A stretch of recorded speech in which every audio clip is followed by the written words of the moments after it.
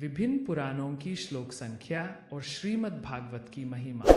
सूत जी कहते हैं, ब्रह्मा, वरुण, इंद्र, रुद्र और मरुदगण दिव्य स्तुतियों के द्वारा जिनके गुणगान में संलग्न रहते हैं।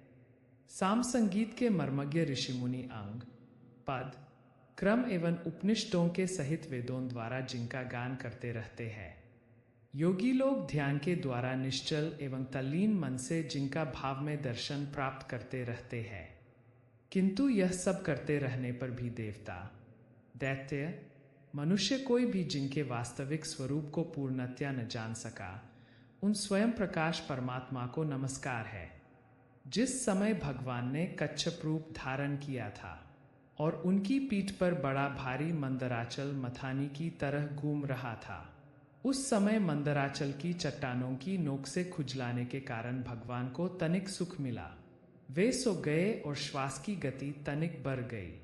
उस समय उस श्वासवायु से जो समुद्र के जल को धक्का लगा था, उसका संस्कार आज भी उसमें शेष है। आज भी समुद्र उसी श्वासवायु के थपेड़ों के फलस्वरूप ज्वार भाटों के रूप में दिन रात चढ़ता उतरता रहता है। उसे अब तक विश्राम न मिला। भगवान की वही परम प्रभावशाली श्वासवायु आप लोगों की रक्षा करे। शौनक जी, अब पुराणों की अलग अलग श्लोक संख्या, उनका जोड़, श्रीमद् भागवत का प्रतिपाद्य विषय और उसका प्रयोजन भी सुनिए। इसके दान की पद्धति तथा दान और पाठ आदि की महिमा भी आप लोग श्रवण कीजिए। ब्रह्म पुराण में 10,000 श्लोक, पद्म पुराण में 55,000, श्री विष्णु पुराण में 23,000 और शिव पुराण की श्लोक संख्या 24,000 है। श्रीमद् भागवत में 18,000, नारद पुराण में 25,000, मार्कंडेय पुराण में 9,000 तथा अग्नि पुराण में 15,400 श्लोक है। भविष्य पुराण की श्लोक संख्या 14,500 है और ब्रह्मवैवर्त पुराण की 18,000 तथा लिंग पुराण में 11,000 श्लोक है। वराह पुराण में 24,000, स्कंद पुराण की श्लोक संख्या 81,100 है और वामन पुराण की 10,000, कूर्म पुराण 17,000 श्लोकों का और मत्स्य पुराण 14,000 श्लोकों का है। गरुड़ पुराण में 19,000 श्लोक है और ब्रह्मांड पुराण में 12,000। इस प्रकार सब पुराणों की श्लोक संख्या कुल मिलाकर 4 लाख होती है। उनमें श्रीमद् भागवत, जैसा कि पहले कहा जा चुका है, 18,000 श्लोकों का है। शौनक जी, पहले फल भगवान विष्णु ने अपने नाभिक मल पर स्थित एवं संसार से भयभीत ब्रह्मा पर परम करुणा करके इस पुराण को प्रकाशित किया था। इसके आदि, मध्य और अंत में वैराग्य उत्पन्न करने वाली बहुत सी कथाएं हैं।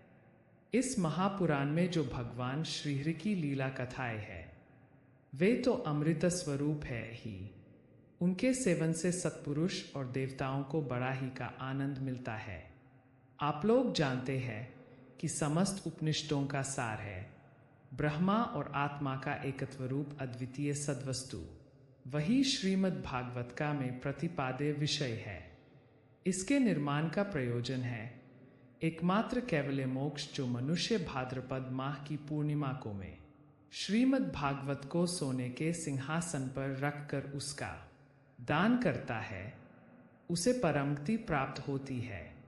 संतों की सभा में तभी तक दूसरे पुराणों की शोभा होती है, जब तक सर्वश्रेष्ठ स्वयं श्रीमद् भागवत महापुराण के दर्शन नहीं होते। यह श्रीमद् भागवत समस्त उपनिषदों का सार है।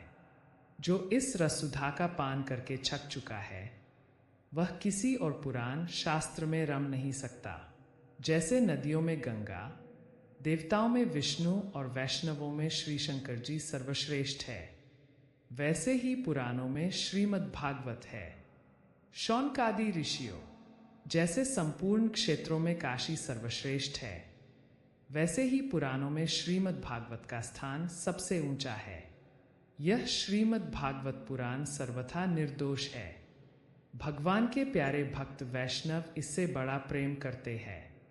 इस पुराण में जीवन मुक्त परमहंसों के सर्वश्रेष्ठ, अद्वितीय एवं माया के लेश से रहित ज्ञान का गान किया गया है।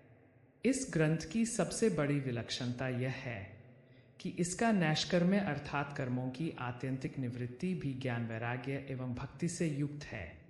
जो इसका श्रवण, पठन और मनन करने लगता है उसे भगवान की भक्ति प्राप्त हो जाती है और वह मुक्त हो जाता है। यह श्रीमद् भागवत भगवत तत्व ज्ञान का एक श्रेष्ठ प्रकाशक है।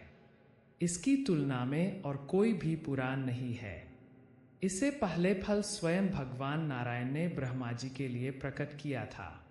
फिर उन्होंने ब्रह्मा के रूप में देवर्षि नारद को और नारद के रूप में भगवान कृष्ण द्वैपायन व्यास को उपदेश दिया।